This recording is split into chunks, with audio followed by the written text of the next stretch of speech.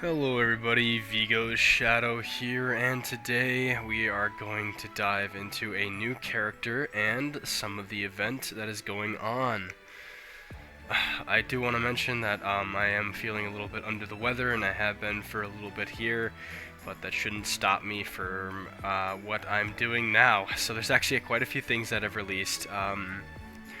I will go over, like, there's a couple of Shadow Festival banners that have come back, so if you haven't hit the Double Trouble banner, this Shadow Revival, or whatever, the Revival for both the Master Shadow and Awakening Hour Shadow, these are two excellent units to pull for sure. So if you don't have either one of them, or yeah, if you don't have either one of them, that's great. I'd probably pull for that banner for sure. It is definitely the most eye-catching banner there is. In comparison to this as well, this page M banner isn't bad either, especially with, let's see what we can get for the summon details. So I'm going to look at the probabilities here. So it's actually not bad for the 4.5, so it's a little bit boosted. But, you know, you can get other SSs in the mix. So you have either Alexia Midgar SF you can get, or you can get Rose Oriana SF, and that is the only two SFs you can get, otherwise the rest will be regular SS. So it can hurt, so, but there is a bonus Shadow Festival guaranteed summon ticket on your 30th pull, so you're gonna get either one of them. Because it does say Shadow Festival character, so you will get that. And there's this exchange here too, where you can get you'll have to do at least 30 multis, so 30 multis will be, oh, and then there's also Claire SF in there as well. So if you haven't got Claire SF, that's also part of that. So if you're going the page M route, this isn't bad, because you're guaranteed on your 30th multi and their weapons. So there's not really that much to complain about here. That's a good banner to hit if you're using page M's. But if not, this is the banner to go for sure.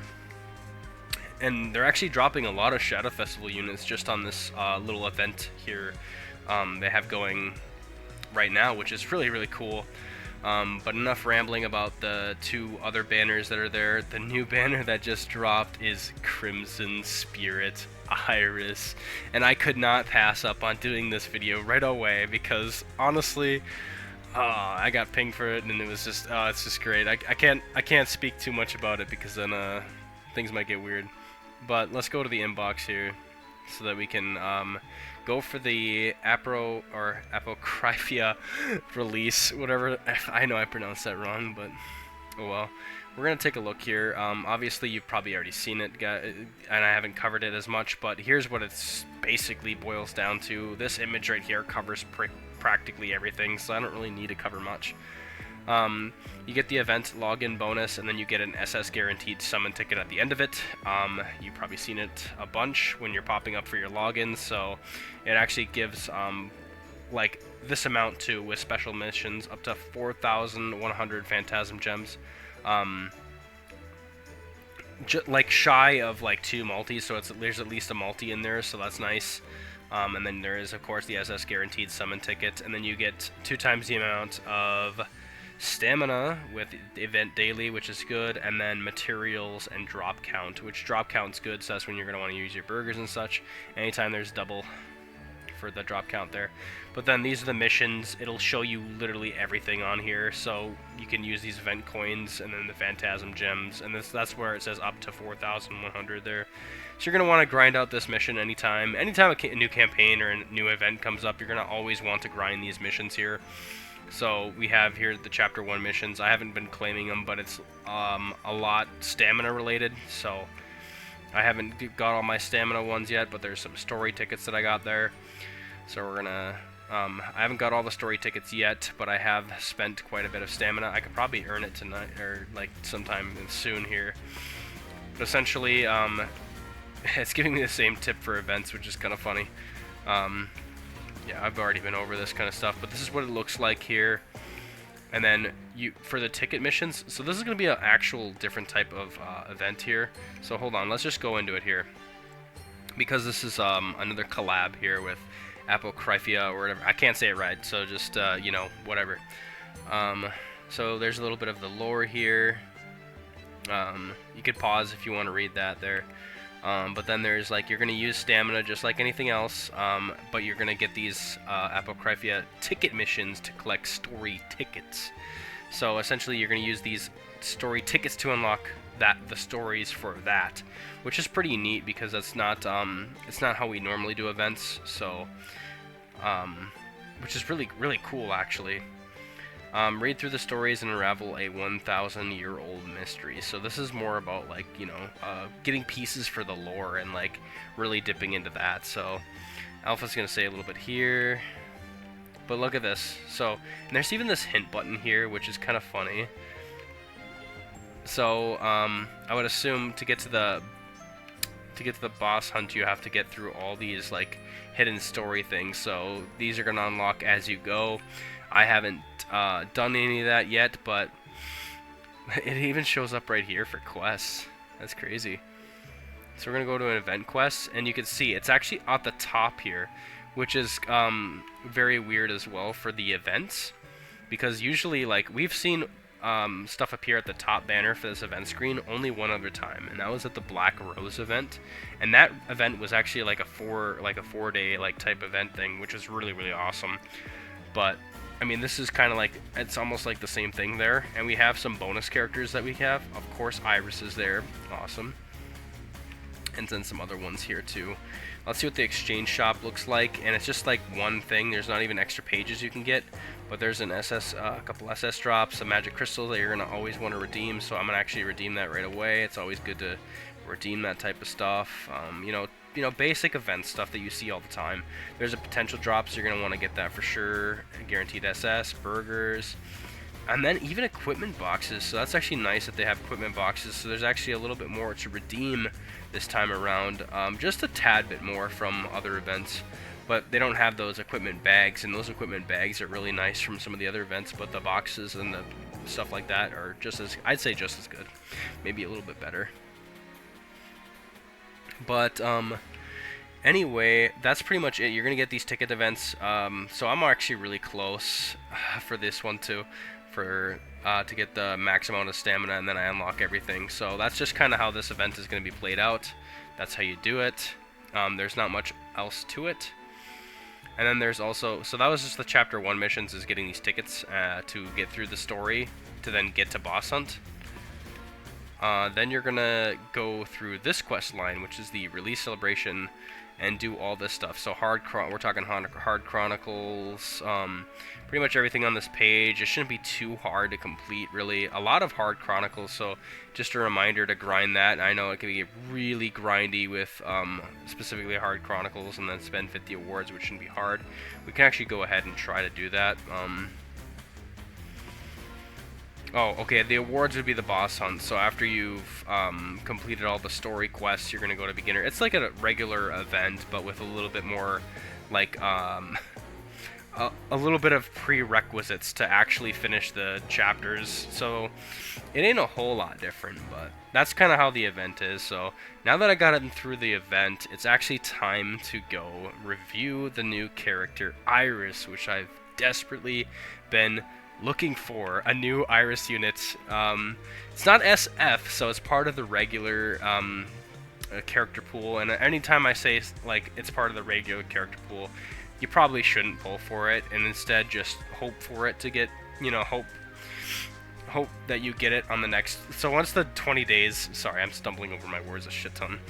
Once the 20 days are up, she will then feed into the regular character pool, so you might be able to get her on any other banner that exists after she's gone. I wouldn't go out of your way to summon for this banner at all. Even though I'm a huge fan of Iris, I would not spend a single gem on this because I know she'll be in the regular character pool. Then after that just comes hoping. I do actually have a couple guaranteed tickets, 2 guaranteed tickets, so maybe after her banner expires I might be able to get her off of the off chance, hopefully. But let's just dip into it, because this Iris is actually a yellow tank, which is kind of neat. So we have 2 red irises and a blue iris, and this is the first yellow. And her being a tank is actually awesome, because we get to, we had the blue tank, so let's just kind of see what she is here. We have power to healing boost here on the max stats there, and then we have SP boost to, or wait, healing boost to overheal, and then there's the grouping, human, Midgar, and uniform. Now let's just take a moment to appreciate this art, because that looks sick as fuck. Oh, I love that scene where Iris is just fuming in the dark when she's facing off against Shadow. Awesome scene. So awesome. Let's just dip right away into go back to initial here and go for her skills. Right off the back we see a shield technique, which is going to be pretty good for any tank. So we got Bushin Fiery Defense. Shield damage 200% of users' attack of all allies for 15 seconds. Further raises the defense for 30 seconds for 15 and recovers own HP by 100%. Sorry, I'm just really sick, guys. Oh, damn. I don't even know if I'm going to edit that out. I'm going to be honest. Recovers own HP of 100. Anyway, this is a good skill right off the bat, especially for an ultimate, because you're covering everybody's ass and not just your own. And then you're further raising the defense of 30% for 15 seconds. So you're adding a shield on top of defense, which is always good for all allies, especially popping after an ult. So it's going to, you know, nullify some damage with shield and defense. So if they break through that shield, there's a layered defense to go through. In 15 seconds, it's not too bad either. When awakened, we have it go to like 300 and then further raises defense by 20%, which is these are huge jumps for sure. Or I wouldn't say huge. Well, the defense is huge, 20%, and then the 100% extra shield is definitely noteworthy for sure. So that's not bad when it's awakened there. Then for skill, we have Bushin Vitalize, which is a different icon here. Oh, okay, we have recovers own HP by 50% of attack, and then further grants 3 parry for 15 seconds. Oh, that's good. They're bringing back the parry. So with that parry, that's going to be able to, you know, deflect some attacks there, and, you know, send them back, which is going to be fucking nice for sure, especially on a tank. Now, all we need to see is a provoke here. When it's awakened, we have 5 times the parry, and honestly, screw the health. Recovering your own health as a tank is not bad, though, because it'll keep it alive a little bit more in arena. So, I mean, 100 is a standard heal, so just think about that. It's like, she's going to get heals on top of the healer, so it's going to keep it alive a little bit more, for sure. And it looks like the second skill is a provoke, which is nice. Inflicts a 2-hit. Actually, I was going to say the 2-hit ain't shit, but it actually is, like, a regular skill, like, standard for, like, lower class attackers, I'd say. On a single enemy with the highest attack, not bad. Lowers their attack by 20% for 10 seconds, and also inflicts provoke for 3 seconds. Honestly, so it could be a little bit better. I'd rather have provoke on everyone. That'd be nice, but essentially what you're doing is you're like causing, I'd say an okay bit, like okay piece of damage on that enemy that has the highest attack. Lowers it by 20% for 10 seconds and provokes that specific enemy, which is nice because essentially you're drawing the attacker onto you and not the others. When this is awakened, we have it jump from just 100% more damage and then 10% more attack decrease for 10 seconds. I say, I don't know, that skill could be a little bit better, but I mean it's a 3-in-1, so you can't complain. You really can, especially with a provoke. Provoke is nice. I just wish it was on everybody. Special ability here, we have Crimson Spirit here, and oh, there we go. Okay.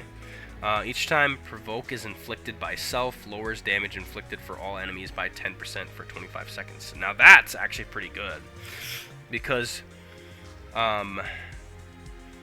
essentially, you're going to be lowering. I think it will stack into the highest attacker as well, but you're lowering the damage inflicted for all enemies by 10% for 25 seconds with a cooldown of 2 seconds. So each time that provoke is inflicted, which you can only inflict it once now, with Bushin Surge, so you're not going to be able to inflict provoke that much. So, but there is that. I mean, it'll lower the damage inflicted by 10% for 25 seconds. Not bad for a tank, I'd say. Not bad, especially with that shield. Now, the normal attack is just going to be 100 damage here, but let's take a look at the linked gear. Sometimes the linked gear can always be the Redeemer, which I like the cloak that they put for that. That's awesome for the icon. Okay, here we go. At the start of the wave and every 10 seconds after, shields damage. Oh, let's look at the max on that one. Holy shit. Goes from like fucking 50 to 150. That's past standard shield. 10 seconds shield every time? That's crazy. Shields damage 150% of all allies for 15 seconds. Further raises damage inflicted by 10%.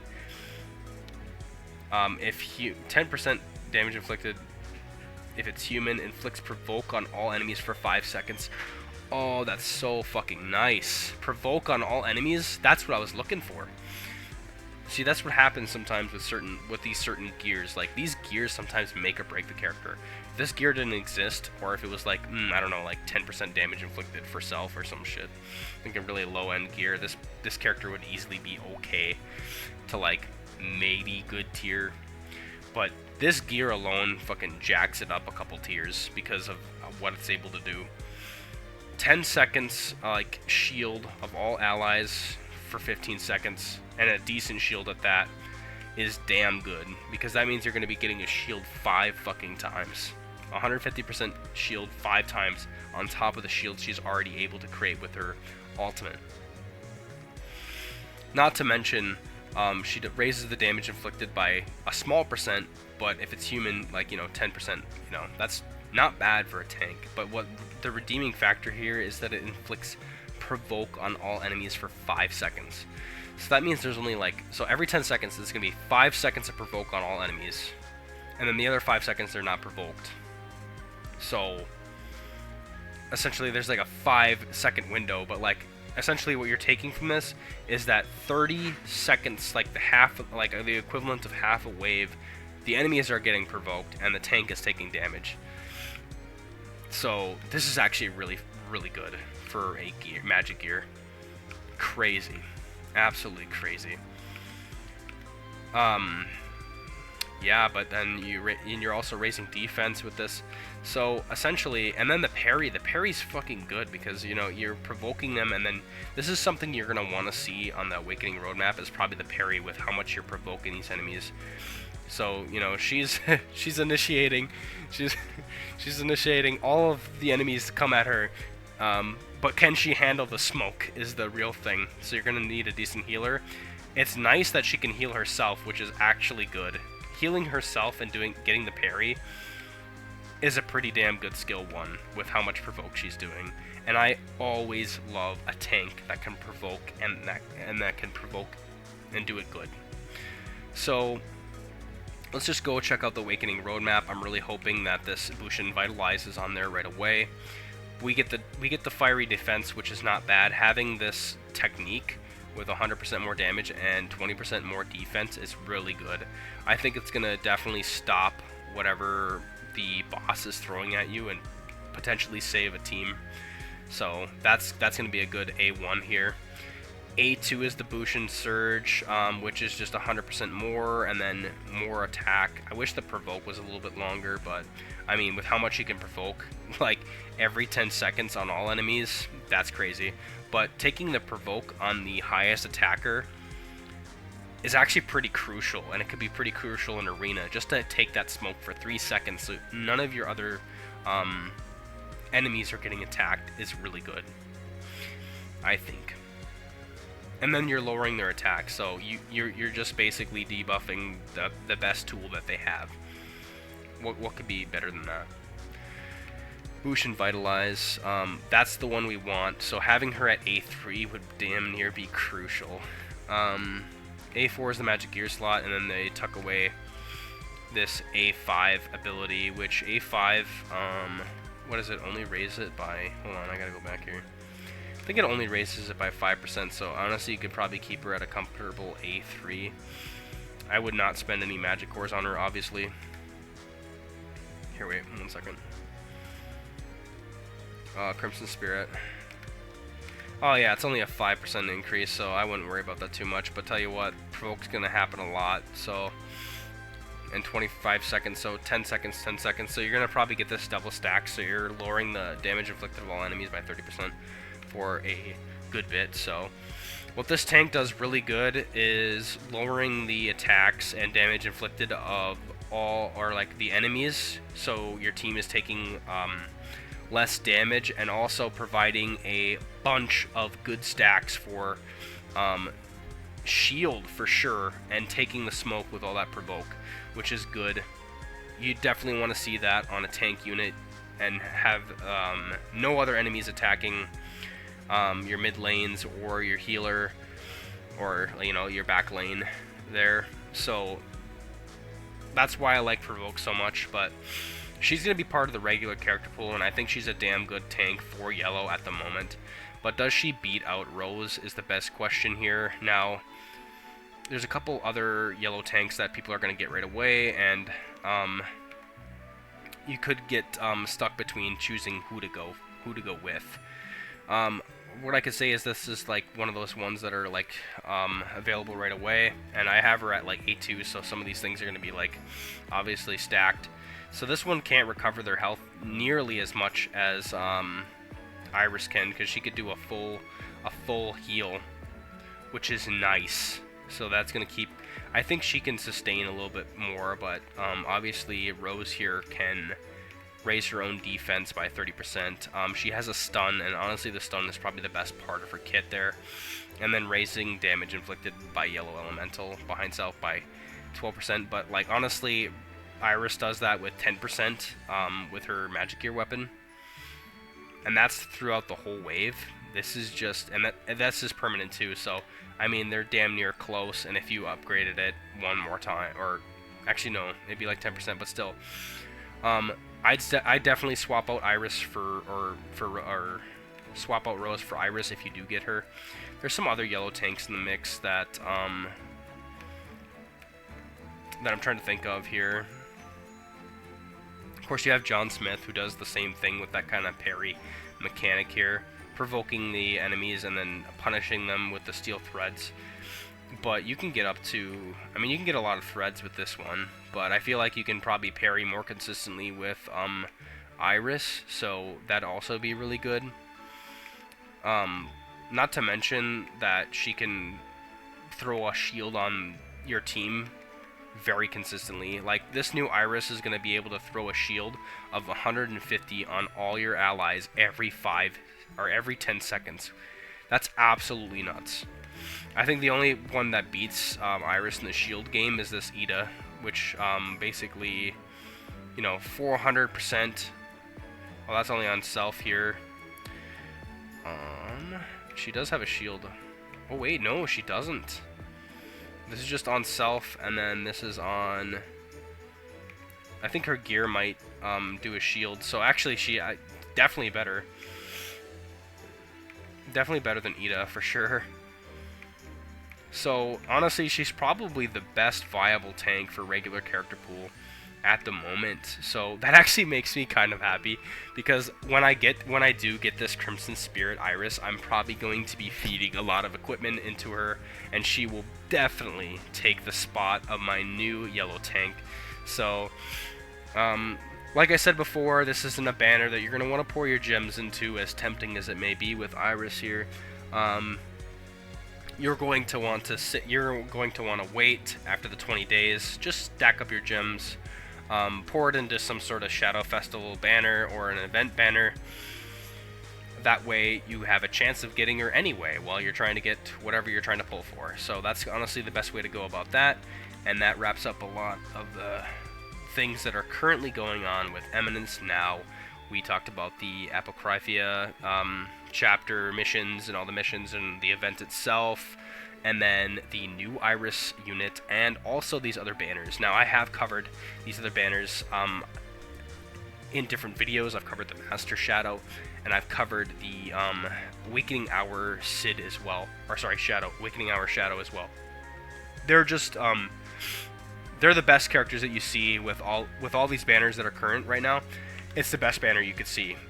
But if you're using paid gems, you can secure a Shadow Festival characters and 30 multis, and I think that's kind of unbeatable, especially if you have none of them right now. So Yep, that pretty much wraps it up. Yeah, Vigo, signing off.